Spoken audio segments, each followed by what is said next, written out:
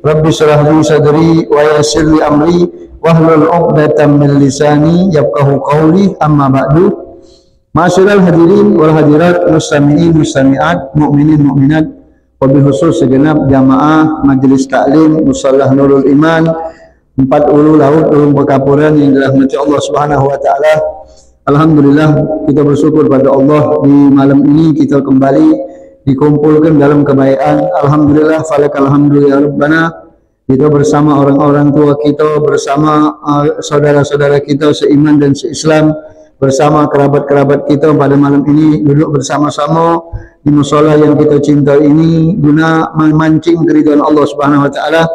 Duduk bersama-sama di dalam mencari kebahagiaan Nabi kita Muhammad sallallahu alaihi wasallam. Mudah-mudahan apa yang kita lakukan dari melangkahkan kaki-kaki kita dari rumah menuju tempat ini semoga mendapatkan rahmat dari Allah Subhanahu wa taala, dan tidaklah kita pulang dari tempat ini kecuali mendapatkan ampunan dari Allah taala. Amin ya rabbal alamin.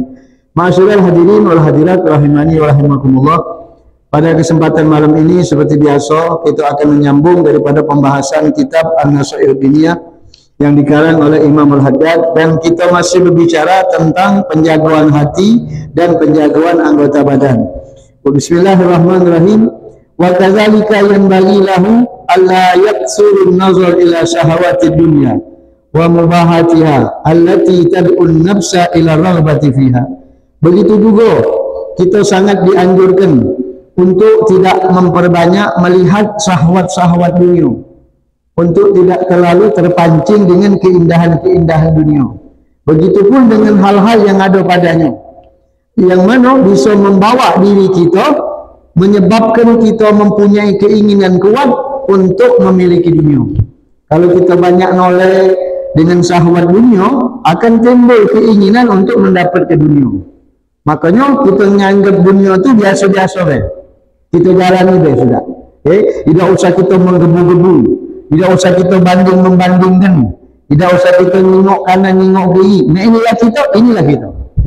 Jadi tidak terlalu dengan berfokus untuk mendapatkan sahabat dunia. Nengok orang dapat ini, dapat itu, siap. Itu dapat ya sudah. Bukan nasib itu. Dia punya itu, siap. Yang penting jangan sampai kita terpancing untuk mendapatkan keinginan dunia. Sebab apa? Fa inna zalika rubbama faraqal qalb. Karena hal itu bisa menghancurkan atau memecah belah hati kita, merusak jiwa kita. Wa aqbala bi ala imaratid dunya, dan akhirnya hati kita tadi akan mendatangkan di dalam diri kita untuk mendapatkan kemakmuran di dalam dunia ini, mengumpulkan isi dunia ini, wal i'rad anil akhirah, dan kita berpaling dari akhirat serta meninggalkan persiapan untuk menghadapi akhirat. Gara-gara tadi apa? Gara-gara banyak nengok syahwat-syahwat dunia. Itu. Jadi dialah apa yang terjadi di alam dunia ini sesuai dengan ketentuan Allah. Sebab kita fikir dalam diri kita, Allah itu ketika menjadi ke dunia, dia dipandang lagi sama Allah. Makanya rugi bagi kita ketika kita sudah kenal dunia, kita berpaling dari akhirat. Kebanyakan cak itu. Iyalah, tadinya ngomongnya buntu, tadinya belum ada gawian, rajin majelis, rajin berzikir. Begitu dapat gawian, begitu dapat kerjaan, dapat gaji banyak, mulai hilang.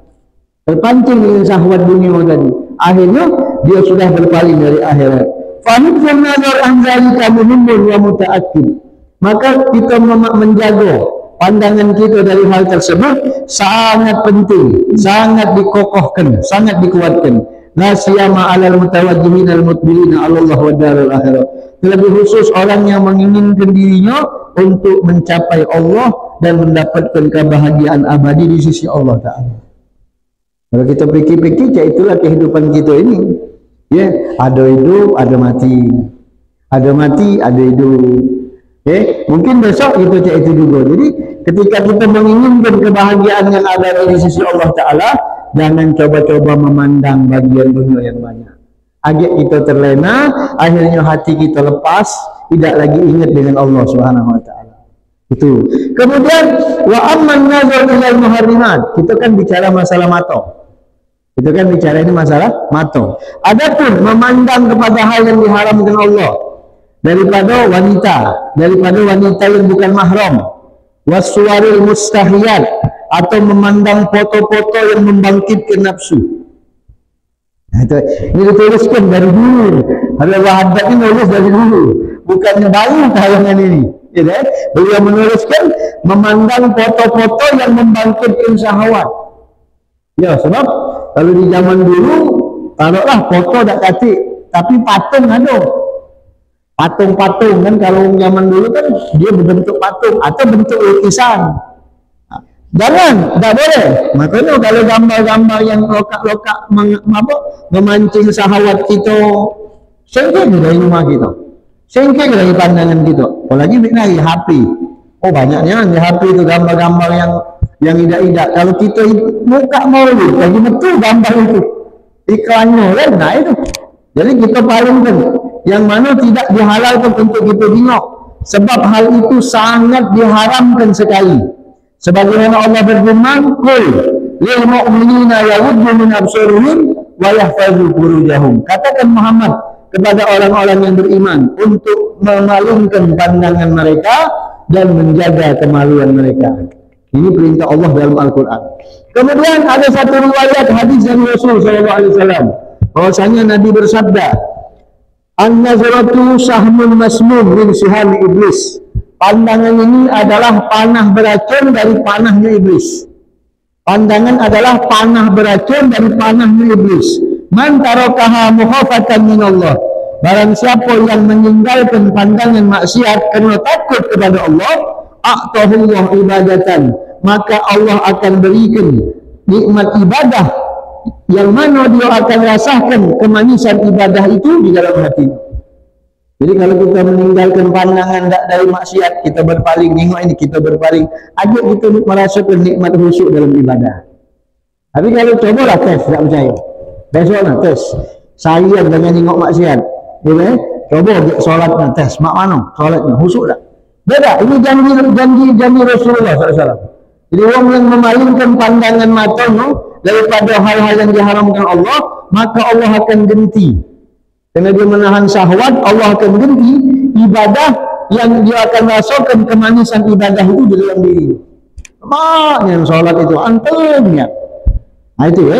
Kemudian Nabi Isa alaihissalam berkata, "An-nazratu, pandangan, tuzra'u fil qalbi." Dia akan menanamkan di dalam hati syahwatan, satu syahwat, keinginan. Kalau kita sudah nengok, pengen syahwat, apalagi nengok betina tu nunggu respon bro, tambah tidak nunggu nengok respon malah kesenangan bro betina tu, nah tambah gaya tambah mata tambah melotot.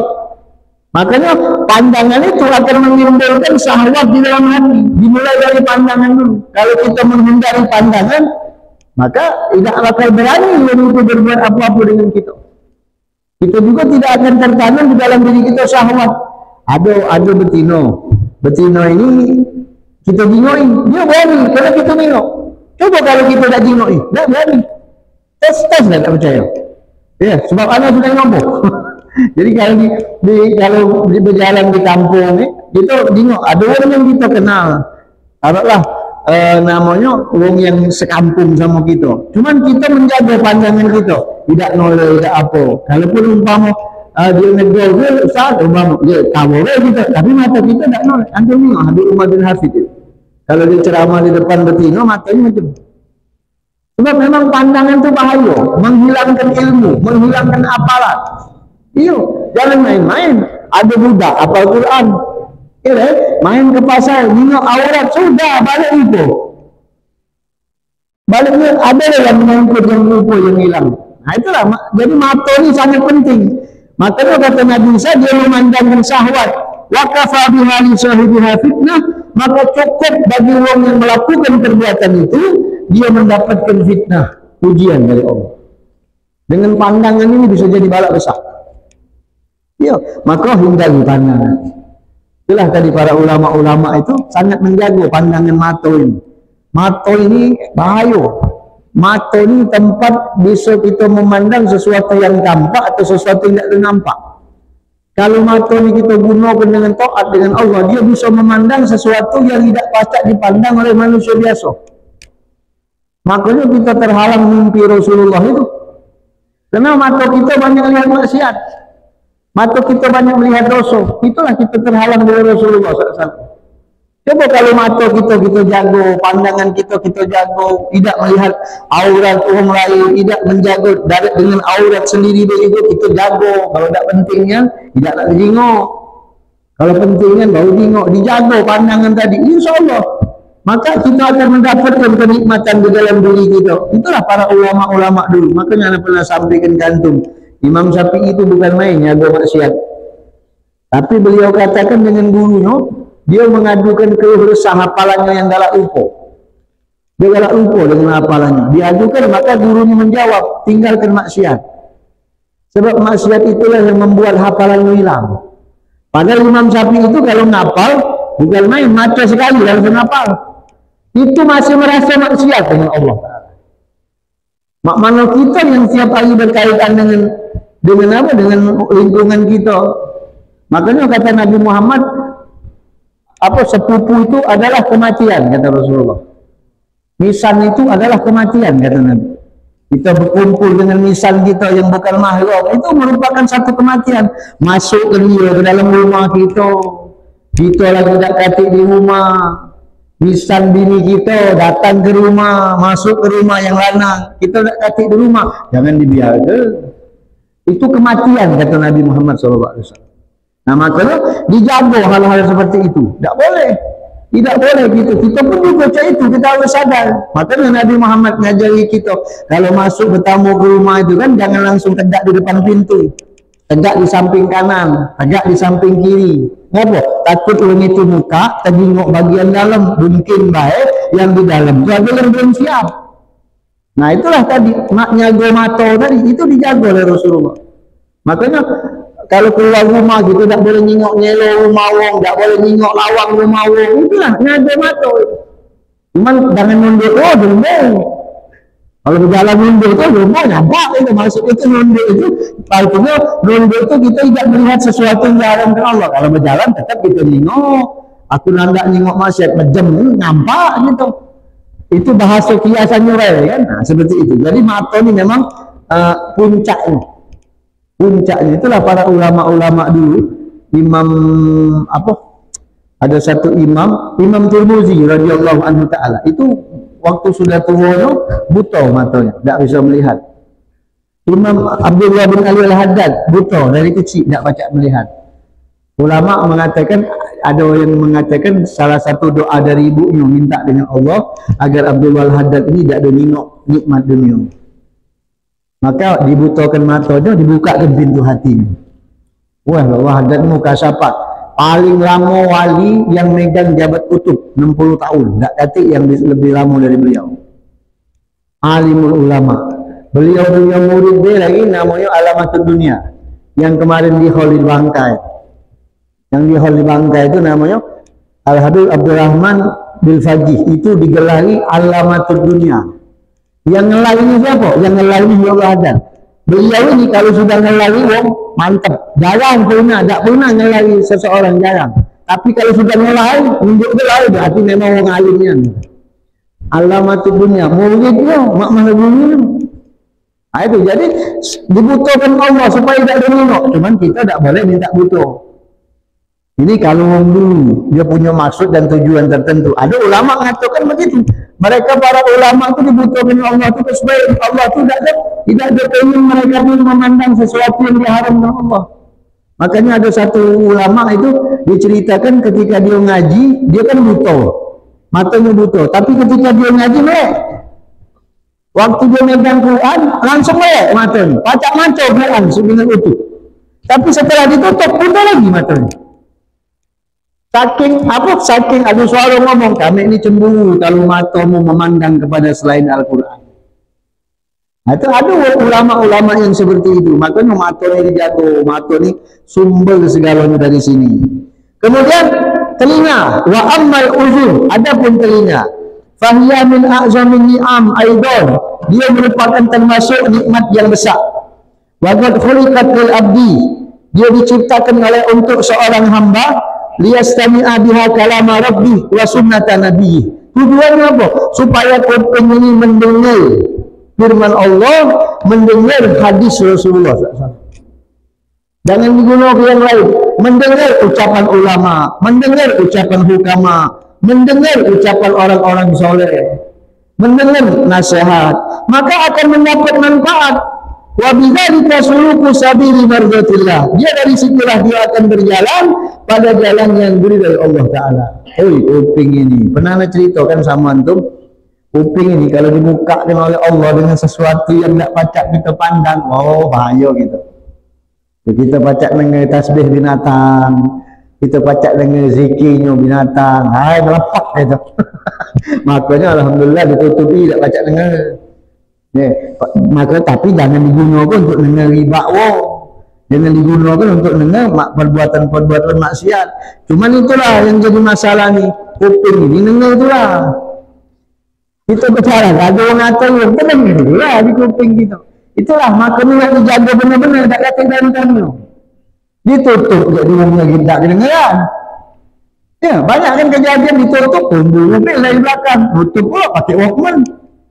Nah, jadi digunakan dengan yang baik, asal dia bisa mengambil manfaat di dalam kehidupan kita, bisa menolong di dalam tempat kembali kita menghadap Allah Ta'ala, kuping ini. Tapi kalau digunakan untuk mendengar yang diharamkan Allah, seperti bohong, mendengar riba, mendengar ucapan-ucapan yang tidak benar, berarti kita telah mengkafirkan nikmat kuping ini. Nah, mana Ustaz kalau dengar lagu? Dengar lagu itu sebenarnya ada dua. Ada lagu yang membangkitkan syahwat dunia, ada lagu yang membangkitkan syahwat akhirat. Yang kita boleh mendengar itu ketika lagu itu bisa membangkitkan kita ibadah, membangkitkan cinta kita dengan Nabi Muhammad, membangkitkan cinta kita dengan Allah. Allahu Allah. Lemak nyanyi. Kan naik iman kita sama Allah. Itu boleh. Mabuk lagi. Nah. Pagi lupa. Hilang betul. Nah, semalam sebulan lewat. Jadi tambah buat kita maksiat dengan Allah. Kuping ini jadi saksi. Ya, cak lagu-lagu dambus itu, lagu-lagu dambus, lagu ayat itu ada dua, bukan seluruhnya lagu. Karena kita tak ngerti bahasa Arab ini, Masya Allah, tak tahu cinta. Ya, sama begitu. Jadi jangan dipikir lagu Arab itu bagus sekali, tidak. Ada yang tidak ada bagus. Ada yang memang ya kita ngembek qasidah, ngembek pujian-pujian sama Nabi Muhammad, itu bagus. Tak apa-apa kuping didengar benda itu, cuman jengok tempatnya juga. Ada kadang-kadang uang itu asik melalui solawat. Ada pernah punya sohib. Dia kalau dengar lagu, sholatnya khusyuk. Kalau dia dengar lagu solawat, dia sholatnya khusyuk. Ada orang kayak itu. Ada lagi orang yang tidak boleh dengan apa? Dengan lagu. Ada lagi nanda. Walaupun lagu-lagu yang mana pun juga nganggu sholatnya. Ada yang kayak itu. Itu jadi artinya kuping ini digunakan dengan yang baik-baik, dengan yang baik-baik. Kalau umpama ada ngibai wong, ngibai gitu, udah lepas ke jauhi.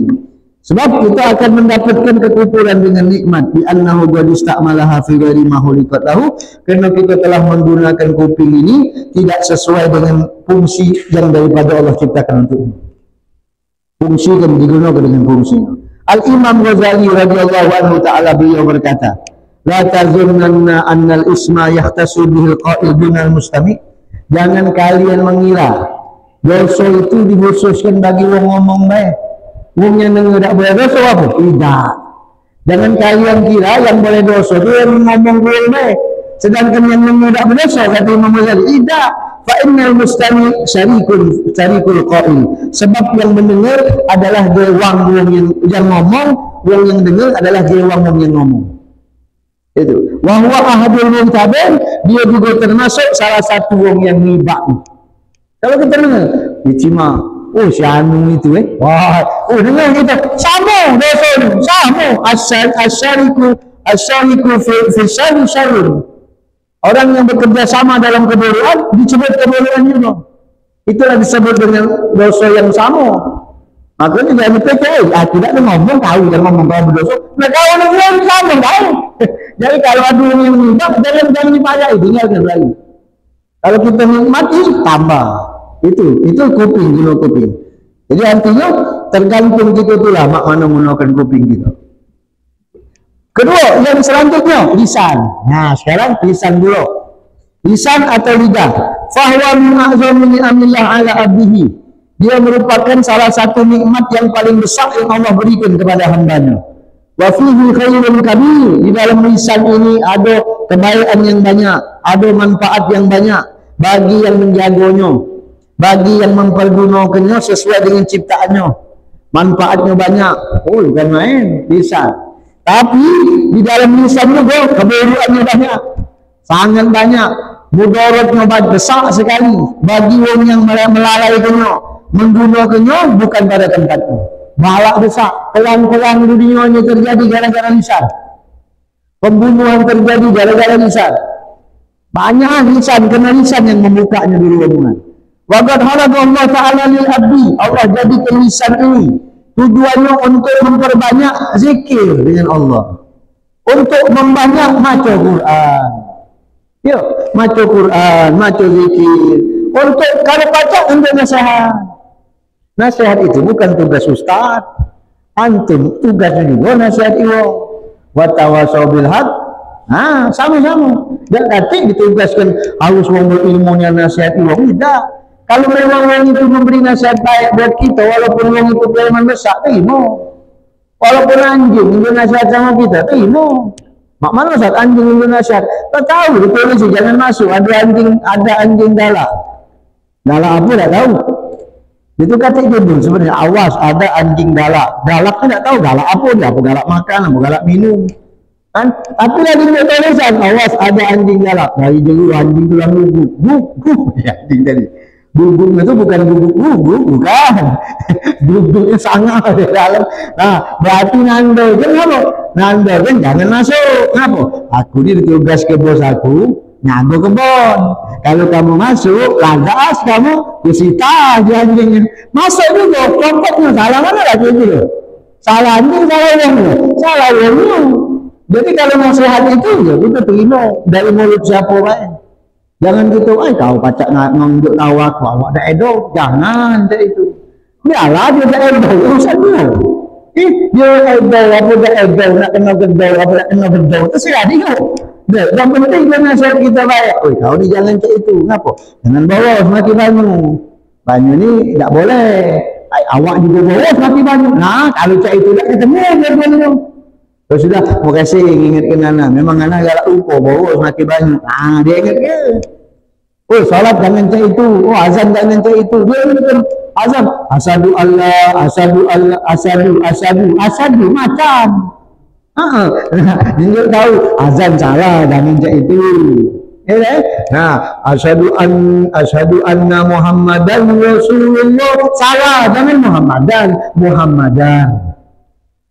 Bukan Muhammad. Asyhadu anna Muhammadun. Salah. Bukan Muhammadun, tapi Muhammadan. Dia tahu kan? Oh, benar. Dia bukan apa. Sebab agak takut orang lain yang ngomong. Mendingan anak nyampe ke, oh ya mau kasih. Padahal yang azan tadi Muhammadun. Nah itulah tadi istilah bahasa tadi. Jadi kita tetap terima dari manapun lisan kita. Apalagi kalau kita gunakan untuk sholawat, untuk zikrullah. Oh lama-lamanya. Apalagi kalau kita sudah menyatu dengan Allah. Lisan kita ni kalau sudah menyatu dengan Allah, Masya Allah. Seluruhnya nikmat. Dikit-dikit Allah, dikit-dikit Allah. Itu kalau sudah menyatu dengan Allah. Menyatu dengan Nabi Muhammad SAW, salawat bukan main juga nikmat. Dengar-dengar salawat, dengar-dengar salawat. Nah digunakan lisan itu untuk yang baik. Tapi nak dilatih. Wa'ya'rifuhum ma yajibu alaihim min azim haqi. Kenalkan dengan manusia melalui lisan bagaimana besarnya haknya Allah dengan kita. Nampakkan dari lisan tadi fi damirihi min hajati dinihi wa dunyahu. Tunjukkan Nasihat yang baik, mana yang manfaat buat kau, mana untuk dunia kau yang bagus, mana untuk akhirat kau, untuk agama kau. Itu gunakan lisan. Tapi faedah tak malu berjali, kalau kita pakai dengan hal-hal yang baik seperti itu, berarti kita termasuk orang-orang yang bersyukur. Wa insyaallah wastakmalu bi khilafin ma hulika lahu. Tapi kalau kita sibukkan lisan kita gunakan di luar daripada tadi, bukan untuk zikir, bukan untuk sholawat, bukan untuk nasihat yang baik, kita gunakan tidak sesuai dengan apa yang dikehendaki Allah, kana minaz-zalimin al-mu'tadin, dia termasuk orang-orang zalim yang melampaui batas. Jadi, makanya Nabi Muhammad itu ngajarkan kita untuk diam. Lebih diam lebih baik. Memang kalau wong diam itu beda dengan wong banyak ngoceh. Kalau wong banyak ngoceh, cepat ditangani wong. Iya, kalau wong diam masih ngoceh kok. Wah, wong ini ngedem nih, ngapo? Jangan ngomong. Tapi kalau sekali ngomong, duduk-duduk gantung tak. Dia jangan ngomong. Tapi kalau sekali ngomong, masuk di hati. Nah itu bagus. Makanya fungsi diam itu hebat. Fungsi diam itu hebat. Kita jangan ngomong kalau tidak dibutuhkan wong. Kecuali kalau tidak kasih omongan. Sejak modal kita di majlis nih, anak majlis, mama ada murid-murid anak, otomatis budak majlis kan tak ada berani ngomong, takut anak mulai nak apa. Kadang-kadang cak itu kita kena yang model cak itu, kita ngomong terus lah juntak yang dia diam terus. Nah itu jadi lebih baik kita diam kalau memang tak manfaat. Summa inna amra lisan muhimmin jiddan. Perkara lidah ini sangat penting sekali. Allah a'da'il abdi, dia paling hebat, paling tinggi derajatnya di antara anggota badan yang lain. Paling kuat untuk menuju kehancuran. Kalau kita tidak kebet dan kita tidak jago dia.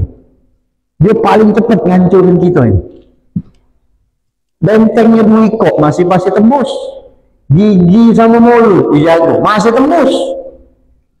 Ya, saking kuatnya dia ini. Masih tembus. Kalau kita tak pacak jago, ya la haula wala quwwata illa billah. Tengok orang hasud semua mulai yang hasud kan lisan. Mulai. Apa? Ai, dia punya mobil jangan enggak dia. Tahu tak mobil yang mana? Ai, mulai nambah ini mulai itu hancurkan kita deh. Dalam hadis Rasulullah sallallahu alaihi wasallam bersabda, "Wa hal yakubun nas ala finnar ala wujuhihim atau ala munakhirihim illa hasaili alsinatihim." Manusia nanti akan dibalikkan, dilepaskan, digesekkan di dalam neraka.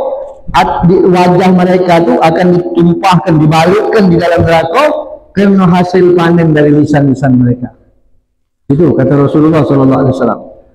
Kemudian Nabi Muhammad SAW bersabda, Man somata naja. Barang siapa yang diam akan selamat. Kemudian Nabi juga bersabda, kullu kalamin ibni Adam alaih.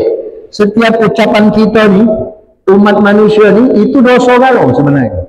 Apa yang kita ucapkan ini berdosa galau, tak kata pahala. Artinya tak kata pahala buat kita. Kecuali illa zikrullah. Kecuali hal-hal yang mengajak kita ingatkan uang dengan Allah. Atau amran bil ma'ruf atau nahyan 'anil munkar. Atau mengajak yang baik atau mencegah dari kemungkaran, baru jadi pahala. Kalau cuma ngoceh-ngoceh biasa, tidak dapat pahala. Tidak dapat pahala dari Allah berikan sama kita. Tapi kalau kita ngocehnya baik, sambil ada isi agamanya, walaupun dikit, kan, sudah ada, kita penasaran. Tapi penasaran kita ini masukkan keimanan dengan Allah. Sudahlah, apalagi nak susah-susah hidup jalannya, baik. Otomatis kan masukkan keyakinan dengan Allah. Nah itu masih mending. Jadi ini kalau kita ngomong kalau memang susah, kita tak ada manfaat sama sekali lisan itu. Makanya kata Rasulullah SAW, ada seorang laki-laki dia berkata dengan satu ucapan dari keridhaan Allah Subhanahu Wa Taala, ma yazunnu an tablugha ma balagat. Dia tidak menyangka bakal apa yang dia dapatkan. Yaktubullahu lahu biha ridwanahu ila yaumi yalqa. Ucapan yang dia ucapkan tadi, nasihat yang dia sampaikan tadi, dia akan mengalir, dicatat pahalanya oleh Allah di dalam keridhaan Allah sampai hari dia bertemu dengan Allah. Ditulis sama Allah Ta'ala. Tapi ada si komen yang berbicara dengan kalimat yang menyebabkan Allah murka dengan dia. Ucapan yang tidak terbaik, Dia tak menyangkau apa yang dia ucapkan tadi bakal nyampe ke mana. Dia tak tahu. Padahal Allah tulis ucapan dia tadi akan Allah geret sampai dia masuk ke dalam neraka Allah Ta'ala. Makanya disebutkan Allah kan di dalam Al-Quran, al-yawma nahtimu ala, kemudian yauma tashhadu alsinatuhum, nanti hari-hari esok itu lisan-lisannya akan menjadi saksi. Adik ngomong dia yang mana tak manfaat. Itulah tadi. Artinya jangan sampai kita mengeluarkan kata-kata yang bakal menghancurkan kita sendiri. Bahaya lisan sangat besar. Perkaranya sangat ditakuti. Wala yunajji minhu illa samad. Tidak bakal ada sesuatu yang bisa menyelamatkan daripada lisan ini kecuali sikap. Apa? Diam. Diam. Wa tarkun nutqi, dan meninggalkan pembicaraan illa indal hajat, kecuali penting biqadriha, menurut kadar yang ditentukan. Jangan berbicara asal-asalan. Wa yakunu lahu fi tilawatin, kalau baca gunakan untuk baca Al-Quran, banyak-banyak zikrullah, gunakan dengan kesibukan-kesibukan untuk mencari sesuatu yang mendapat keridhaan Allah, palingkan dari sesuatu yang tidak manfaat untuk diucapkan. Itu lisan kita. Jago, kita tu lah punya kita dewek, bukan punya anak. Punya antum bukan punya anak. Punya anak bukan punya antum. Sama-sama kita punya lisan. Ini yang harus kita jaga. Nah, kemudian apa yang menjadi balak besar lisan itu? Yang menjadi balak besar lisan itu yang pertama al-kazib, bohong. Bohong, ini balak besar lisan, yaitu memberitahu sesuatu, memberi kabar dengan sesuatu yang bukan sebenarnya. Itu bohong. Sawa'un asbata min manfiyan bi wa qa'ada lima lam yaqa. Dia walaupun dia ngomong sesuatu itu terjadi padahal tak terjadi, atau dia ngomong tidak terjadi padahal terjadi, itu bohong namanya. Nah, ini balak besar. Dosa bohong ini sangat besar sekali. Dia bisa membatalkan iman, bisa menghapus keimanan kita. Dan orang yang galak berbohong, muta'aridun bisababihi laknatir rahman, akan menyebabkan mendapat laknatnya Allah Ta'ala. Makanya dalam Al-Quran Allah sebutkan, innama yaftaril kadhibal ladzina la yu'minuna bi ayatillah. Sesungguhnya orang-orang yang berusaha untuk berdusta, mereka adalah orang-orang yang tidak beriman dengan ayat-ayat Allah Ta'ala. Wa ulaika humul kadhibun, mereka lah yang disebut dengan para pendusta. Orang yang galak bohong ni, orang galak bohong ni, baik Quran dia, maca Quran, Bismillahirrahmanirrahim, maca Quran, tapi dia galak bohong, maka dia akan mendapat laknat dari Allah. Bacaan Qurannya itu bukan dapat pahala, dapat laknat. Kenapa? Sebab Allah berfirman, "Fanaj'alu laknatallahi 'alal kadzibin." Maka kami akan laknat orang-orang yang galak berbohong.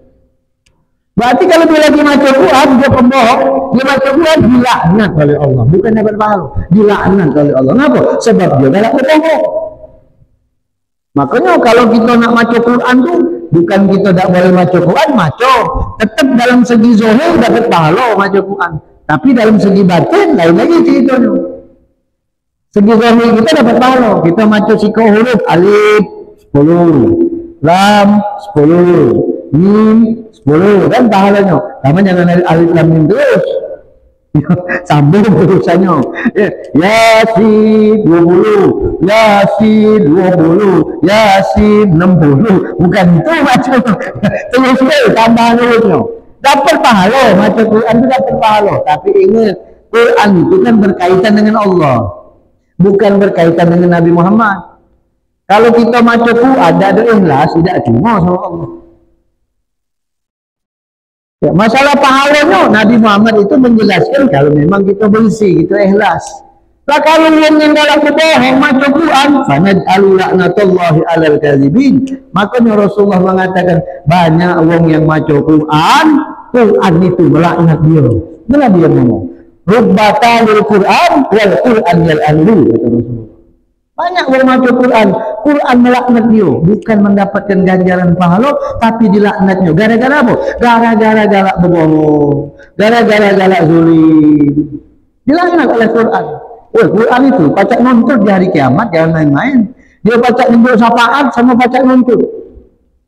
Kalau model Quran galak nyibur-nyibur, baca Yasin tahlil, baca Yasin surat yang Yang apa cetakan itu macam Yasin, kapal-kapal itu kayak nonton Yasin. Gua ngajar dunia Arab aku tahun-tahun itu. Kapal-kapal itu bacanya enggak. Nah, itu kayak nonton. Kalau kita benar, baik ayat Quran ini syafaat sama kita. Ya Rob, kenapa? Aku nak tunjuk syafaat sama si Anu. Dia orangnya benar, orangnya baik, sesuai dengan apa yang dia baca, tingkah lakunya juga bagus.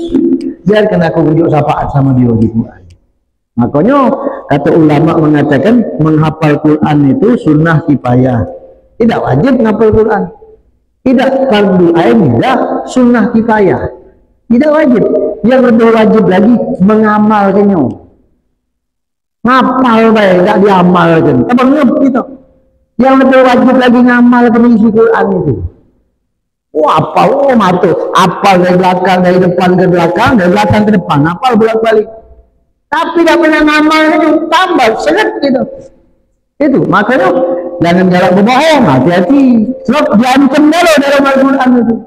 Kemudian Rasulullah SAW bersabda, "Man arada ayyal ana nafsah."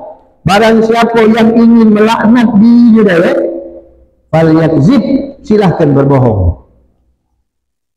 Silahkan berbohong. Kalau nak ngelaknat diri dia, silahkan berbohong. Ini kata Rasulullah SAW.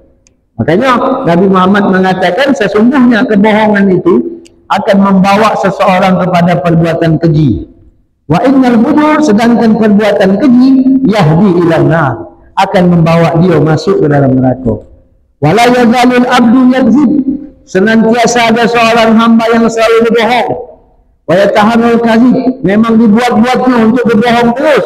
Hatta yaktuba indallahi kadzaban, sampai dia dicatat di sisi Allah namanya bukan ahli lagi tapi kadzab, si tukang pendusta ya Allah Ta'ala. Tidak dipercaya lagi sama Allah Ta'ala. Sudahlah, tidak usah dikabulkan lagi doanya. Ayah deh, tukang dusta ditulis kadzaban, namanya ditulis kadzaban, tukang dusta. Yang nulisnya apa? Allah, bukan kita nulisnya. Kita deh kalau sudah ngecap pengomong lagi tidak percaya lagi kita sama dia. Benar tak? Iya, apa lagi Allah. Aduh, kalau bohong-bohong kita dapat 10 kali ruginya gitu. Bukan di gotaknya lagi, di bulannya sudah. Ya deh, bukan gotak, di bulannya sudah. Ini apa yang percaya lagi gitu. Itu ada cerita dalam kitab Mutalaah itu. Cerita itu dibuat cerita oleh Upin sama Ipin. Upin sama Ipin buat cerita itu, uang berteriak serigala itu. Allah, ada serigala. Itu ada cerita dalam kitab Mutalaah itu. Ada dalam ceritanya itu. Memang ada sejarahnya itu. Dia nyerit ke serigala, ngomong kampung itu, dia marah kambing. Oh, mana serigala? Hati, main-main naik. Oh, sudah balik lagi. Gak sih jaknya bajunya. Jak yang kampung ni kompak jaknya. Jadi lagi 2 kali. Tolong ada serigala. Datang lagi orang kampung, awak pedang, awak kayu. Mana serigala? Tidak, ngetes lah. Sudah balik. Orang kampung ngomong, wong itu nak kena mudi ke? Kita lah metu dari rumah. Lah benar-benar. Sudahlah, kalau sekali lagi tak usah dengar lagi lah. Balik. Begitu datang serigala. Nah, datang nian serigala. Tak tahu serigala, galak apa tak tahu dia. Datang nian serigala tadi. Begitu kalau kena kalak pun, kalak lah, mudi juga. Laju juga serigala. Nah, akibat berbohong itu benar hikmah juga kita lihat. 3 kali orang galak berbohong tak percaya orang lagi. Apalagi berbohong hutang, tambah. Minjam duit sama orang. Percaya orang itu sama dia. Dipinjami duit. Nah, tak bayar, sudah masalah. Tak lagi orang percaya. Makanya kita di dalam hukum akhlak, kalau kita punya kawan kita tu nak minjemi uang duit, sedangkan kita tahu uang yang minjem duit tadi uang tak galak tak bayar hutang, kita boleh minjem tahu kawan kita. Kalau pacak jangan dipinjami, boleh. Biar hati kita nyelamatkan, bukan riba, nyelamatkan dia supaya jangan sampai kawan kita tadi terjadi hal-hal yang tidak diinginkan. Nah, apa? Untuk menyelamatkan, tidak jadi masalah. Yang namanya berbohong, nak berbohong doang, selo dan selo. Itulah tapi kalau kita berbohong luar biasa. Maka Nabi Muhammad bersabda ketika beliau ditanya, ayat disebut mukmin, Nabi ditanya, apakah seorang mukmin itu galak berbohong? Maka Nabi menjawab, lah. Orang mukmin tidak pernah berbohong. Kalau mukmin, Kalau muslim yalah. Kalau mukmin yang beriman tidak mungkin dia berbohong. Innama yaftaril kadzib, kena yang dalam berbohong itu adalah alladzina la yu'minuna bi ayatillah, orang-orang yang tidak punya iman. Kalau yang ada iman dia nandak berbohong. Itu seperti itu. Itu kadzib, namanya dusta. Nah, kemudian apalagi di antara balak yang paling besar yang digunakan lisannya selain bohong, riba. Bukan rok tapi pakai rim. Nah, kalau orang Palembang paling fasih nyebutnya sebab airnya berengon. Riba. Kalau pakai rok itu apa, renteni, bunga uang. Tapi kalau pakai rim itu riba. Apa dia riba itu? Kita menceritakan saudara muslim kita ketika dia tak kata dengan apa yang tak dia demen kalau dia dengar. Kita ngomong ke si A, ya deh? Si A dia kata yang kita omongkan. Tapi kalau dia ada marah dia dengan apa yang kita omongkan. Walaupun dengar, dia orangnya dari dia cak itu. Kita ngomong ke dia, oh si anu itu gentengnya. Kita ngomong ke dia, gitu, kan perbuatan ini kan jahat. Tapi kan perbuatan individual itu. Kita ngomong kan si A itu gentengnya begitu. Oh masuk neraka. Kalau dia dengar marah tak ada, ancapnya gitu langsung. Nah itu namanya riba. Memang benar dia gentengnya. Namanya riba. Mak mana kalau bukan? Yang benar kita sesungguhnya lagi tak boleh. Apa lagi kalau bukan? Kita ngomong, oh si anu itu memang banditnya. Padahal bukan bandit, anak muda itu. Aduh bandit ada anak muda. Kita ngomong, oh itu banditnya. Padahal bukan bandit, anak muda. Nah itu apalagi berarti buat fitnah itu omongan. Beda lagi hukumnya. Lebih besar lagi hukumnya. Riba ini, masya Allah. Kita riba ini berlaku dengan ucapan. Kita menceritakan dengan kekurangan. Contohnya agamanya, si anu itu mengak agama lah tidak ngerti. Nah kita ngomong macam itu tak boleh. Sudah tuh kita ngomongkan badan dia. Tahu tak tahu? Di badan dia tuh ada tompel. Itu tak boleh juga. Atau mungkin kita ngomongkan taksi pincang. Nah kita tak boleh kita ngomong tuh si pincang. Itu kata ulama dalam kitab akhlak, kalau kita nak nyebut gelar, kalau kepepetnya tidak apa-apa, tapi tujuannya untuk nunjukkan. Contoh kayak ini, kita duduk di sini, tiba-tiba ada orang lewat, nanya nama Ali umpama, nama Ali banyak di kampung ini, umpama, atau nama Dol umpama. Pak, numpang nanya Pak, Assalamualaikum, rumah Pak Dol di mana? Nah banyak Pak Dol di sini, Dol mana kau tu? Ini. Kalau kita dia lelaki yang jualan di pasar Nembak, oh tahu dia itu. Umpama ada tahu aku Dol apa dia, namanya di sini. Pokoknya dia itu kawan aku, namanya Dol. Nah bingung di sini banyak. Ada Dol mulu. Ada Dol dari Dol. Yang nama tadi. Nah kita tahu itu, tidak apa-apa kalau untuk kenal gitu.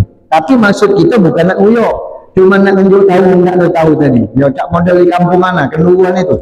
Banyak nama Mamat, nama Ali. Kalau nak pakai gelar, siapa? Ali mana? Ali itu. Ali Tebok. Oh, tahu Ali Tebok. Ali mana? Ali Gigi. Ali Gigi. Nah, jadi untuk menandakan seperti itu sebenarnya tak boleh. Tak boleh sebenarnya. Cuman kalau memang dibutuhkan, tak apa-apa. Cuma jangan kuat-kuat. Sebab pasti marah yang menang itu. Ali Gigi. Marah. Ada juga yang tidak marah. Memang gelar dia macam itu. Kan? Nah jadi tak boleh. Itu termasuk menghina keluarganya. Kau ni apa? Si anu itu. Keluarganya. Tidak boleh juga. Oh dia tu tahu tak kau? Kenapa? Dia tu anak. Tak benar. Nah tak boleh. Atau kita mencelah nasab. Tak boleh. Toknun nasab itu haram hukum. Meremehkan nasab. Mencelah nasab keturunan wong. Itu tak boleh. Haram hukumnya, termasuk riba itu. Atau kita ngomongkan anaknya, jalannya, apa umpama anak ada bincang berjalan di depan, kita dari belakang bincang mulu.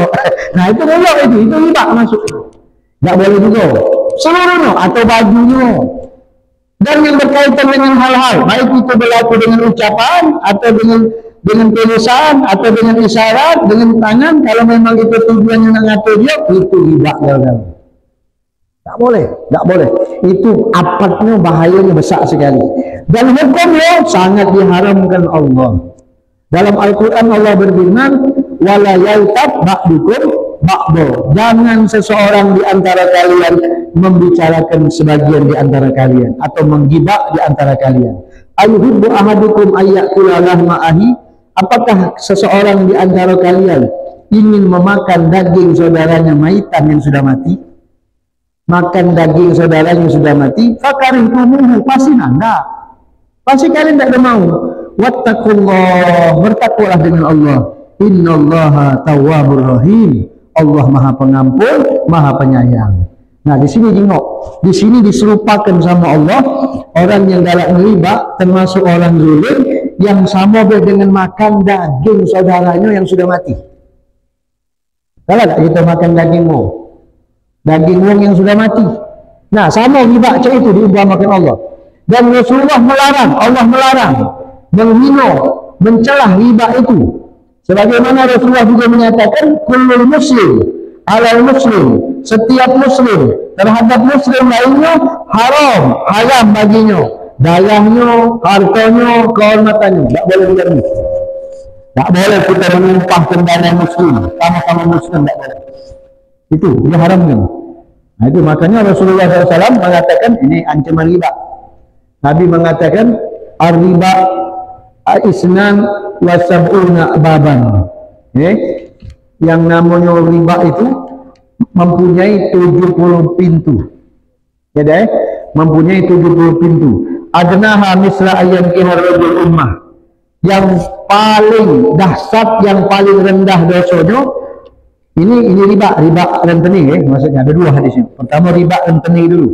Disebutkan riba itu 70 pintu kata Rasulullah. Yang paling rendah dosa riba itu adalah ayyan kiharul ummahu. Sama dosanya dengan seseorang yang ngawin ibu dewek. Itu dosa riba yang paling rendah. Mak mana yang paling tinggi? Yang paling rendah, sebesar itu dosanya. Apa hukum seorang anak kawin ibunya? Itu paling rendah dosanya, riba. Wa inna arba riba, dan yang paling dahsyat lagi istitalatul rajul fi ibni muslim. Seseorang memfitnah, ini riba. Seorang memfitnah saudara, kehormatan saudara muslim. Riba sama ribanya sama arahnya, sama arahnya. Jadi dua-duanya diharamkan oleh Rasulullah SAW. Makanya Rasulullah itu pernah ngomong, Sayyidina Aisyah pernah ngomong kepada Rasulullah, hasbuka min Sofiya kaza wa kaza. Kata Sayyidina Aisyah ngomong sama Rasulullah, ya Rasulullah, Sofiya itu wongnya cek ini. Sofiya itu isi Nabi. Jadi Aisyah ngomongkan Sofiya. Sofiya itu isi Rasulullah sikapnya. Sofiya itu wongnya cek ini, ada yang mengatakan pendek, badannya pendek. Sofiya itu pendek, cukup bagi kau, cukup lah. Data engkau ya Rasulullah, Sofiya itu pendek badannya. Kata Sayyidina Aisyah, langsung Nabi ngomong, kau tahu tak ya Aisyah, lau kulti lakut kulti kalimatan, kau telah mengucapkan satu kalimat. Lau muzijat bima'il bahar, kalau seandainya kalimat ini pacak dicampur dengan banyu laut, kata Rasulullah, ramazatu, maka berubah banyu laut itu gara-gara kalimat yang kau ucapkan ini. Ngomong dengan itu kan, woi cukup, Sofiya itu pendek umumnya. Sampai Rasulullah mengatakan dia itu, kalau kau omong dengan wanita ini, nyampe kau ucapkan pacak dibentuk dan campuran, maka laut berubah banyak jadi darah. Maksud kita tadi, saking dahsyat ucapan yang kau ucapkan tadi. Nah, itu yang disabdakan Rasulullah SAW. Ada satu riwayat juga diceritakan, ada seorang wanita, belum bisa bisa loh, sudah. Ada seorang wanita, dia menceritakan betina, sikap betina. Oh, betina tu punya buntut.